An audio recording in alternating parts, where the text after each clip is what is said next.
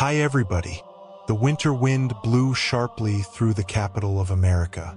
Amid the rush of cars, honking horns, and anxious faces worried about the country's political future, there was an unusual sight. An old mosque on the corner of the city was packed.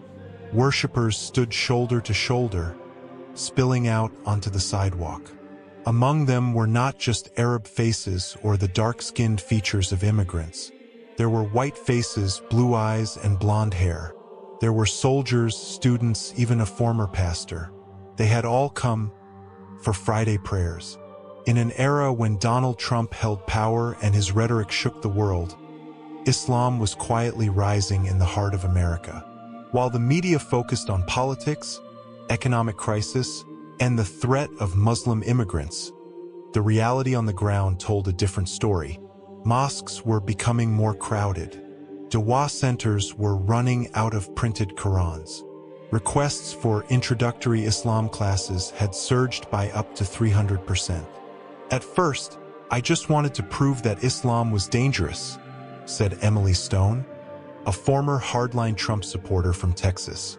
But after reading it for myself, my heart fell in love. They didn't come because they were invited.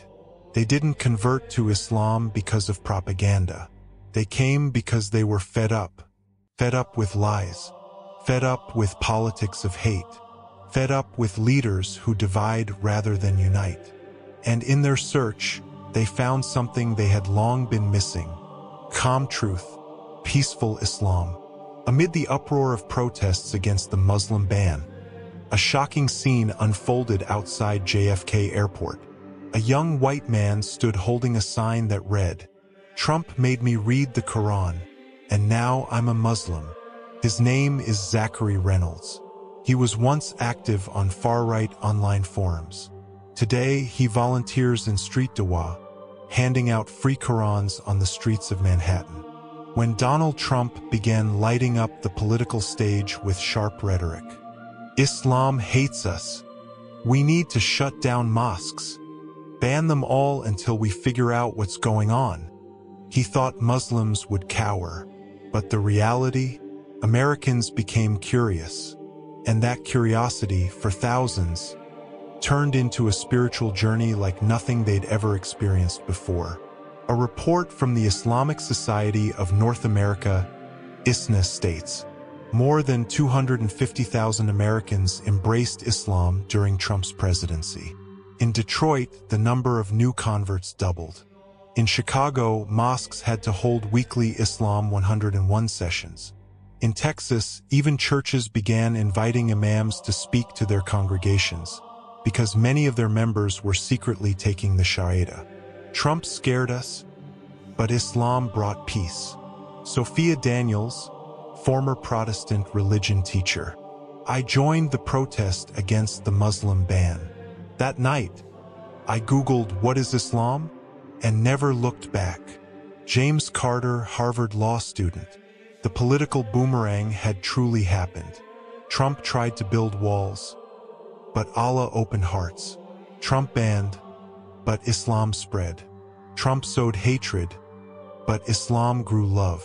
A young man sat alone in his car, staring at his phone screen with trembling hands. Beyond the windshield, the city lights still glittered, but his mind was clouded. He had just watched a speech by Trump. It was filled with anger, filled with suspicion, filled with hatred toward Muslims. Yet somehow, his heart felt uneasy. Are they really that bad? Does Islam really teach violence? Then he typed into Google, "What does the Quran actually say?" And that night, for the first time, his heart was touched.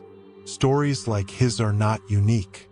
Thousands across America began their search, not out of love, but out of hate.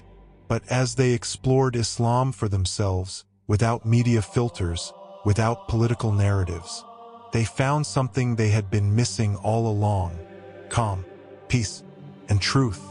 In Houston, a white woman in hijab walked out of a church, not as a Christian, but as a Muslim who had just taken her shahada. She once led anti-immigrant groups. Now she leads a halakha, In Denver, a man who once had the words, "Death to Islam," tattooed across his chest, has now replaced it with a new tattoo, Allahu Akbar, in Arabic calligraphy. Researchers from Georgetown University have named this phenomenon the spiritual reversal effect, when hate-driven propaganda ends up pushing people to seek truth and find faith in the very place they were told to fear. I used to call them terrorists. Now I cry in sujud. Sarah Thompson, former history teacher from Missouri. I wanted to prove Islam was wrong. Turns out, I was the one who was wrong. David Yates, former Baptist pastor. Hate is powerful, but truth is far more powerful. And today, in hundreds of cities across America, the adhan echoes, not only from immigrants, but from those who once mocked it, now calling others to the truth. Once, Islam in America was a quiet minority. Today, Islam is a voice beginning to shape the future. Once, mosques stood only in immigrant community pockets. Today, mosques stand side by side with churches and community centers, in city centers, rural towns, even on elite college campuses. In New Jersey, the head imam of a major mosque is a former U.S. soldier who once served in Iraq. In California, the Latino Muslim community hosts weekly halakas in Spanish every Friday night. In Minnesota, a church was closed and bought by a Muslim community, transforming it into a Dawah center. America is changing slowly but surely. 1 in 4 Muslims in America is a convert. Islam is the fastest-growing religion in the U.S., according to Pew Research. Projected by 2050, Islam could become the second-largest religion in America. And the most surprising part? Many of those who are now Muslim were once the loudest voices against Islam. I once burned the Quran. Now I read it every morning. Jason Callahan, former white supremacist, now memorized 10 chapters. I once believed in Trump. Now I only believe in Allah. Monique Alvarez, former Conservative Party activist. The world might not believe it. The media may look away. But behind the scenes, beyond the rhetoric and political noise, a spiritual revolution is unfolding. Not with weapons, not with campaigns, but with the Quran, the Adhan, and the light of faith. Today, America is being repainted, not by politicians, but by hearts that have found Islam one by one. They were born from hatred, but found love, shaped by propaganda, but purified by truth. And now they are forming a new generation, a generation of American Muslims, born not of inheritance, but of choice.